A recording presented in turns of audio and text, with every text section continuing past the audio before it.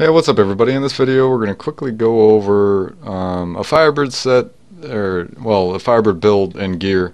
I had this gear lying around and decided to make this. Usually I don't do all elemental builds like this, but we'll quickly get through it. Let's go right to the skills.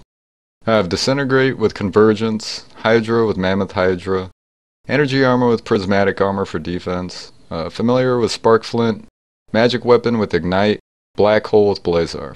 And then for my passives, I have Audacity, Unwavering Will, Astral Presence, and Blur. So for the gear, I have 5 pieces of the Firebird set, along with a Ring of Royal Grandeur for the 6-piece set bonus. I have Cinder Coat, which gives me fire damage increase, along with reduce the resource cost of fire skills. I have Mage Fist for more fire damage. My necklace, nothing special, just give me extra health globes occasionally, but also fire damage along with a high crit hit. Slave Bonds with more fire damage, so just 5 primaries on that one. I have Unity with Unity on my follower, along with her focus allows her not to die, so that's a damage reduction of half. And then also Firebird's Eye gives me an extra 20% fire damage. For my, the legendary gem here is Gem of Efficacious Toxin. Really the best one that I think overall. Poison all enemies hit for the 325% weapon damage per second, over 10 seconds. But it's at rank 25, so all enemies you poison take 10% increased damage from all sources. So that was used for the damage buff. I'd take that over a 50% critical damage increase. Gift of Celeria. The reason why I have this is just because it's a legendary and it also has 5 primaries. So it gives me a little bit of extra defense along with all the damage increases. So there are better ones, but I have not found an ancient of the better ones, so this is what I'm using for now. As far as the stats go, attack speed increase could be, I could get this up to near 40%, but the problem with that is I burn through arcane power using Disintegrate so quickly. It does more damage, but then resources become a problem, so I try to strike this balance that allows me to use Disintegrate as much as I want, but still get the high attack speed. Critical hit chance, very high, 60%. Critical hit damage, 400, but that's because I changed a few things around. I could have about 450. No, that's 400 is fine. Area damage, 50% from Paragon. And then fire damage increase 93%. This could be at 100 with perfect rolls.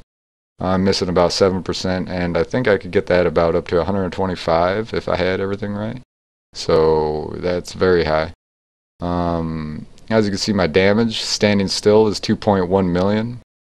Moving is 1.997 million. My toughness is at 20 million and 16 million respectively. My recovery is actually somewhat low. As you can see here, I have no life per second. My life per hit is all from Paragon. And this is where I get most of his life per kill. Since I'm doing such a large amount of damage that I kill things rather rapidly, I do gain it back from that. The biggest problem is this does not work very well on hard single target bosses or higher Paragon levels, so I gotta be careful with that. Otherwise, nothing else too special. So let's get right to what it can do. Let's go Weeping Hollow. So when I use my Hydra, I try to stand directly on top of it. That way we're both in line with what we're trying to hit, and everything that's coming at me will be in line with its river of fire. So, hey, a sword off the bat. Hey, check it out. It's got Thunder Fury. Again. Anyway. I put up all the damage numbers, and the criticals are actually pretty low. It's only about 4 to 10 million for criticals. But the white, since this is channeling and dot damage, the white numbers are what you want to look at. So for these targets here, I'll get, up to about 40 million before they die.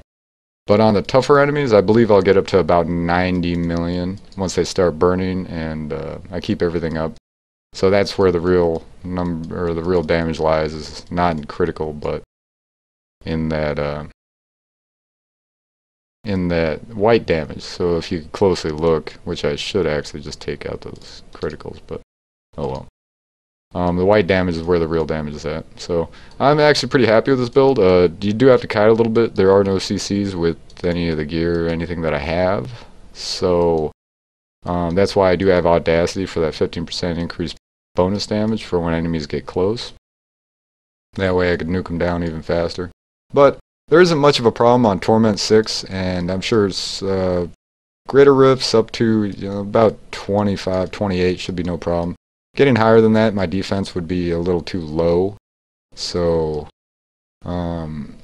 typically with Black Hole though with this gear, I save it primarily for elites. The damage output is so high with Disintegrate and my Hydra that really I don't need it. It's just kind of a waste. So, but when I do come to elites, essentially I use it right off the bat since it's already it's not on a cooldown, and that sucks them up, and then I hit them with both my Hydra and my Disintegrate. They'll get up to 3,000 weapon damage, and then essentially just be dead within seconds. If I was to run across some, that would be great. Sometimes this happens in videos.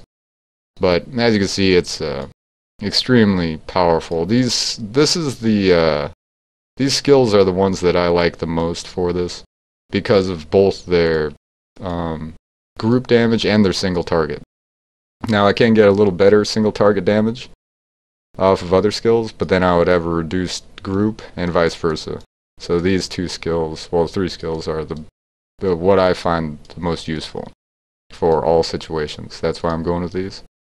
But that's about it for the video. Thanks a lot for watching, and I wish I found oh, here we go. Alright, suck them up, put that up, burn them down, it explodes, and they're all dead.